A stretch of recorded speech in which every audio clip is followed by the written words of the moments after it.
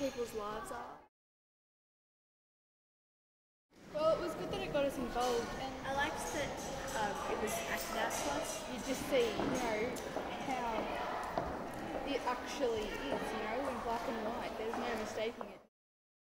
I didn't know half the stuff they were talking about shows you that it is happening in the world. So much of the stuff wasn't in the paper or anything. We're just more aware of what's going on in the world. Yeah, more and aware. The suffering. We live here and we fret over little things. We don't think about other people. Yeah, it helps us understand more because show more empathy. So everything starts with me. Any action I take, any choice I make, never stops with me. It starts with me and ripples out to these other 7 circles. And so in the stories, these people are taking action which ripples out. Welcome everybody, welcome to our village space. Today we are going to examine the plight of displaced people around the world. They can be divided up into 3 major groups.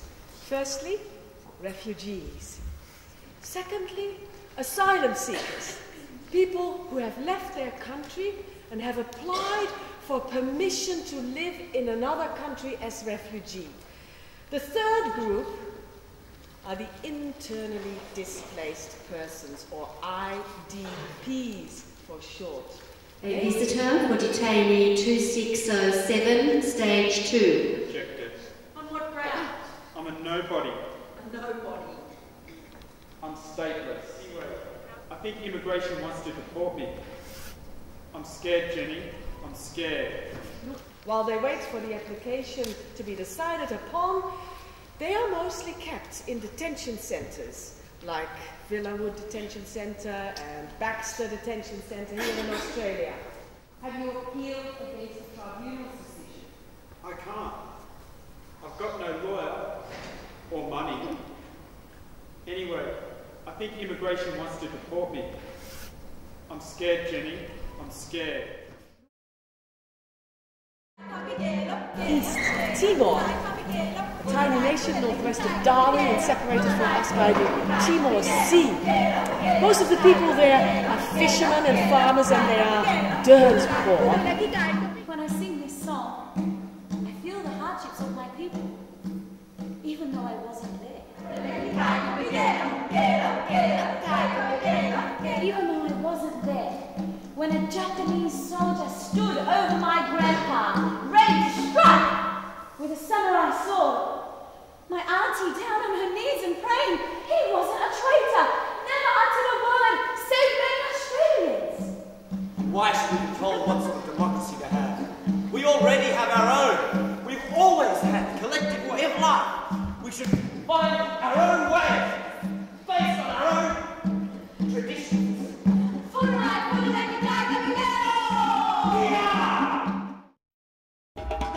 The international president of Doctors Without Borders is a young Australian doctor by the name of Rowan Gillies.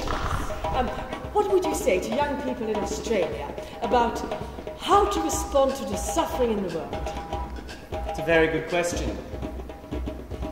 I think that if we lose our ability to have empathy for people who are suffering, then we lose a large part of what it is to be human. Let's have a closer look at what has been happening in the Sudan. 2 very different regions were come together to make up the one country. Do it! Stand like a soldier! Now, eyes left! Hey!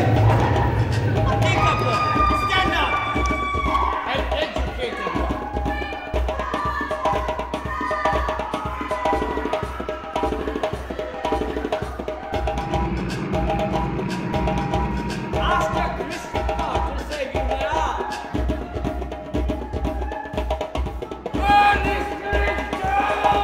Eventually, Jonathan ended up in a camp run by the Catholic Church, and he spent the rest of his teenage years there. And then, finally, the international community decided to resettle the lost boys as refugees, Australia being one of the receiving countries.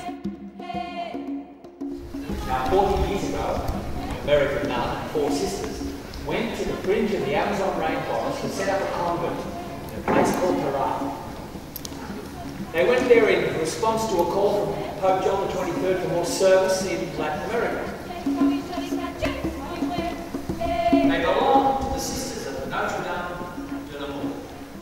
We take our stand with poor people, especially women and children, in the most abandoned places. It's a death threat. Did anybody else get threatened? Did you get threatened, Sister Dorothy? Yes, I also get threatened.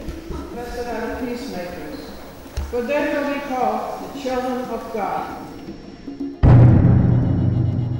The assassination of Sister Dorothy Stein happened on the 12th of February 2005. It outraged the Catholic bishops of Brazil, for she truly was a martyr for the value of the gospel.